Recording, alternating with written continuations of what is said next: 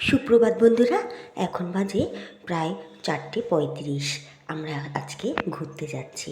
তা আমাদের বেরোনোর কথা ছিল 4টের সময় বেরোলে খুব ভালো হতো।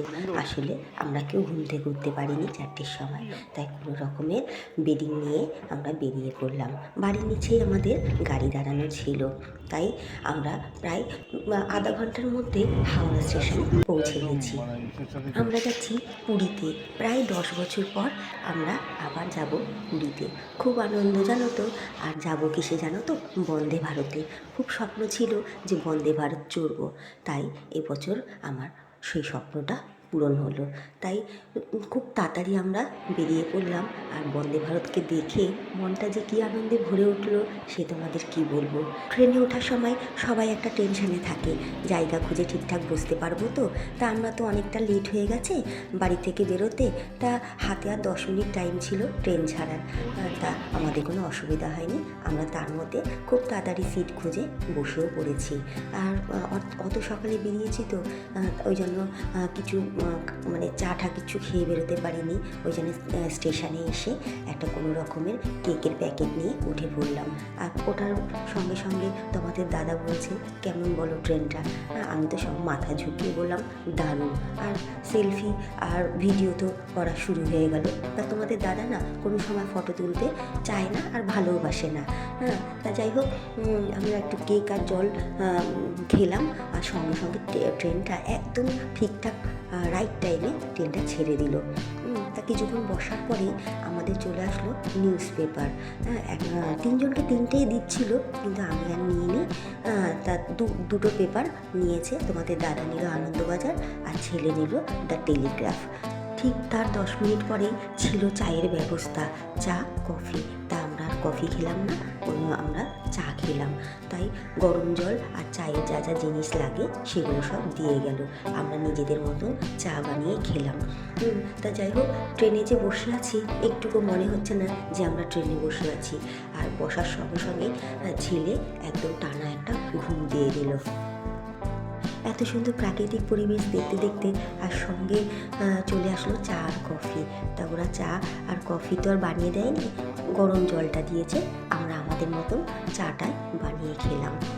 তা কলকাতা শহর তো জানোই বেশ ঠান্ডা পড়েছে কদিন ধরে। আর ট্রেনটাও ছিল ফুল এসি। তাই আমার খুব অস্বস্তি লাগছিল, খুব ঠান্ডা লাগছিল। ওই জন্য মাঝে আমরা একটু সিটটাও চেঞ্জ করে নিলাম। আমি চা বিস্কুট খেতে ব্যস্ত আর আমার ছেলে ঘুমে লুটোপুটি। দেখতে দেখতে কখন যে কোলাঘাট ব্রিজ চলে আসলো বুঝতেই পারলাম না। প্রায় 40 মিনিটের মধ্যে আমরা কোলাঘাট পৌঁছে গেলাম।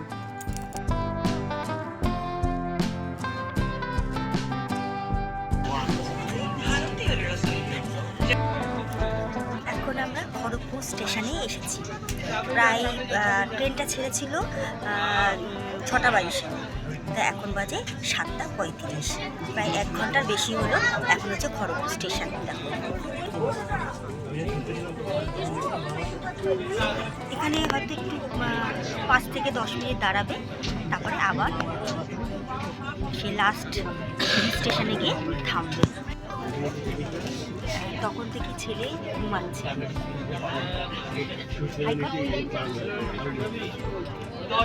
যাই হোক, ও জার্নিটা খুব একটা ভালো পারে না করতে। ওঠার পর থেকেই কিছুক্ষণ পর থেকে ও শুয়ে ঘুমাচ্ছে শুধু। চলো, এখনও অনেকটা সময়। এখন ট্রেন থেকে যখন নামবো তখন প্রায় 12:30 তো বাজবেই। এতক্ষণ ট্রেনে বসে বসে বাইরের প্রকৃতি দেখতে দেখতে আমরা ঠিক পৌঁছে যাব। মাত্র 5 মিনিট দাঁড়িয়ে ছিল খড়গপুর স্টেশনে। এখন আমাদের খড়গপুর স্টেশন ছেড়ে চললাম পুরীর উদ্দেশ্যে। তো যাই হোক, মাঝে একটু বোর লাগছিল, তাই ছেলে আর আমি ভাবলাম যে আমরা একটুখানি চিপস খেয়ে নিই। তাই আমি আমার ছেলে বসে বসে একটু চিপস খেলাম। চিপস খেতে খেতে চলে আসলো প্রায় 1.5 ঘন্টার মধ্যে আমাদের সুন্দর ব্রেকফাস্ট। চলো তাহলে দেখি ব্রেকফাস্টে কী কী আছে। ব্রেকফাস্টে ছিল বাটার ব্রেড আর জ্যাম ব্রেড, 2 রকমেরই ব্যবস্থা। তা আমরা সবাই মিলেমিশে 2 রকমই খেলাম। আর ছিল তোমার একটা ফ্রুট জুস ছিল, সেটা আমার ছেলে সঙ্গে সঙ্গে খেয়ে ফেললো। আর ছিল একটা ফ্রুট কেক আর একটা একটা প্যাকিং করা ছিল ফ্রেঞ্চ ফ্রাই। দেখো আমার ছেলে ফ্রেঞ্চ ফ্রাইটা খাওয়া শুরুও করে দিল। আর দেখো এই বক্সের মধ্যে আছে ফ্রেঞ্চ ফ্রাই, এটা হচ্ছে আমার টিফিনটা। আর একটা ডবল ডিমের অমলেট, আর হচ্ছে কিছু ভেজিটেবল বয়েল করা। তারপরে গোলমরিচের গুঁড়ো ছিল, এটা ছিল একটা তোমার সস। হ্যাঁ, মোটামুটি খারাপ টিফিন না, ভালোই। তা চলো আমরা টিফিনটা সেরেই ফেলি।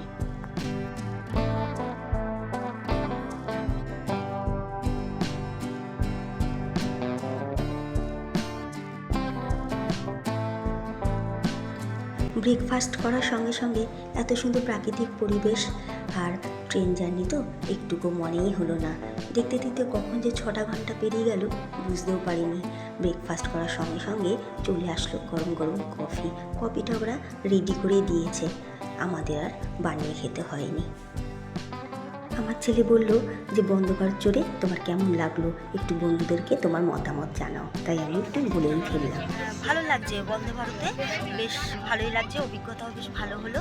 আর ভালো, ট্রেনটা খুবই ভালো, আর সার্ভিসও খুব ভালো। আর চা, কফি, ব্রেকফাস্ট মোটামুটি বেশ ভালোই দিয়েছে, ভালোই লাগছে। এই প্রথম উঠলাম তো, বেশ ভালো লাগছে বন্দে ভারতে। ব্রেকফাস্ট করার পর দেখো সবাই কেমন ঘুমিয়ে পড়লো। আমার ছেলের অবস্থা দেখেছো? তাই আমিও ভিডিও করতে করতে আমারও যেন ঝিমানি চলে আসলো। তাই আমি কিছুক্ষণের জন্য একটু ঘুমিয়ে নিলাম। এত সুন্দর পরিবেশ, কোনো কিছুই মিস করতে চাই না, তাই একটু ঘুমাচ্ছি, আবার জেগে উঠছি। এই করতে করতে আমাদের ট্রেন মোটামুটি পুরী স্টেশনে ঢুকেই গেল। দেখো এখন আমাদের নামার পালা। চলো আমরা ট্রেন থেকে সাবধানে নেমে নিই। এই দেখো আমরা সবাই ট্রেন থেকে নেমে পড়লাম, ছেলের সাথে একটা সেলফি তুললাম, আর বন্দে ভারতকে টাটা করে চললাম আমরা হোটেলের উদ্দেশ্যে।